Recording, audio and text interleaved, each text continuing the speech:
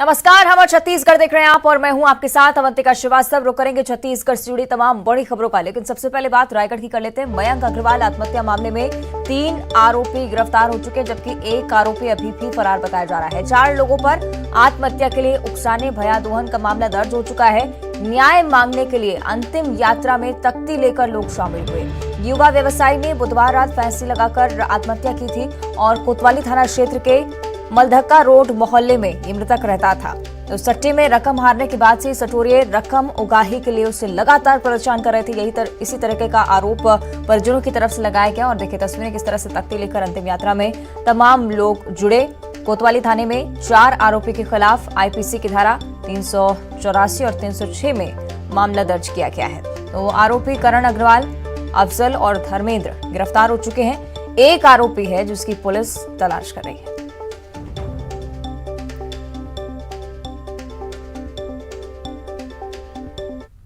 ये क्रिकेट के सट्टा जो है, जो सामाजिक बुराई भी है, उसके गर्द में ये चला जा रहा था। लोग भाईवाल लोग इसको बहुत ज़्यादा परेशान करने लग गए थे, जिसके चलते इसने ये आत्मघाती कदम उठाया।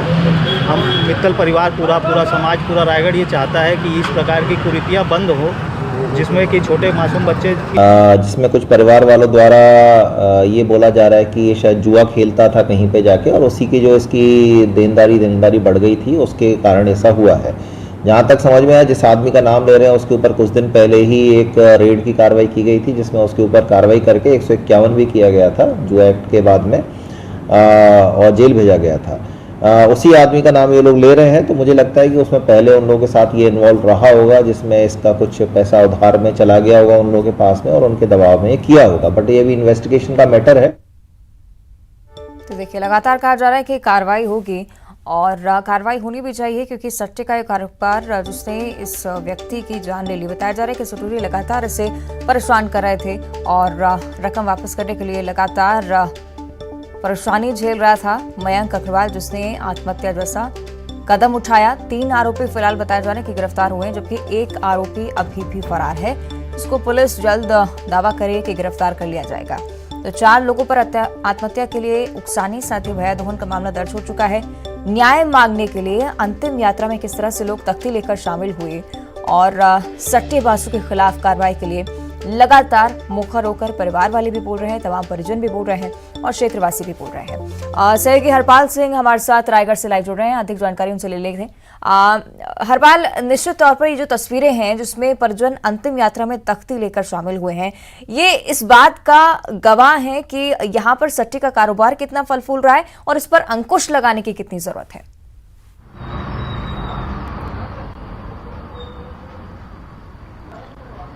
जी बिल्कुल, रायगढ़ में बात करें तो सट्टे का कारोबार जो है फूल रहा है। इसके पीछे संरक्षण है, बड़े जो धनपति है और जो बड़े अधिकारी हैं उनका भी कहीं न कहीं अप्रत्यक्ष रूप से संरक्षण है।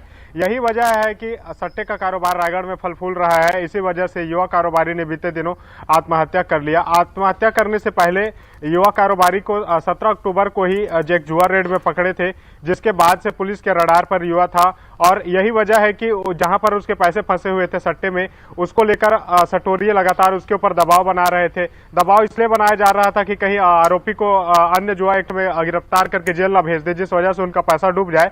और यही वजह है कि लगातार सटोरिये उनको दबाव बना रहे थे पैसे देने के लिए। इसी से तंग आकर युवा व्यवसायी ने अपने ही गोदाम में आत्महत्या करने को मजबूर हो गया और एक दिन पहले ही वह आत्महत्या कर लिया। और स्पष्ट तौर पे यह कहा गया कि उसके परिजनों ने कहा कि सटोरिये लगातार परेशान कर रहे थे, उनके घर में बैठने की बात कर रहे थे, उनके परिवार को समाज में बेइज्जत करने की बात कर रहे थे। यही वजह है कि मृतक जो है यह मानसिक प्रताड़ना झेल नहीं पाया और आत्मघाती कदम उठाया।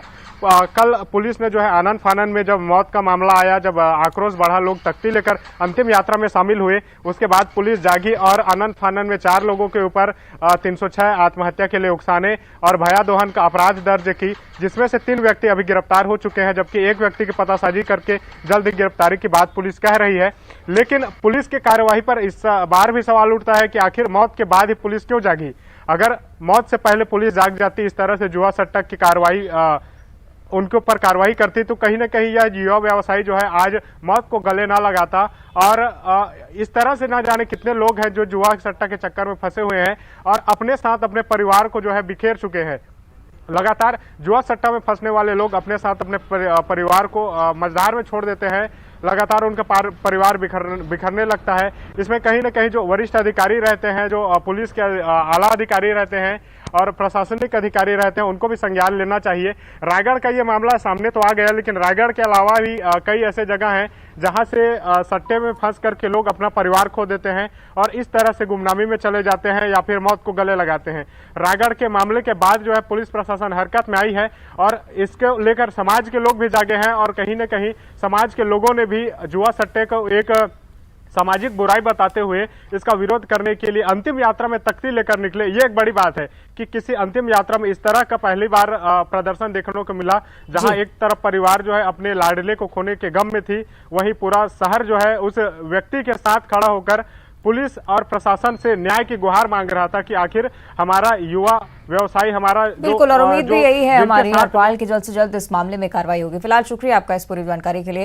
एक तरफ सट्टेबाजों के खिलाफ लगाम लगाना कितना जरूरी हो गया है, इस क्षेत्र की खबर से आप समझ सकते हैं। आगे बढ़ते हैं, रायपुर से बड़ी खबर है। कांग्रेस पॉलिटिकल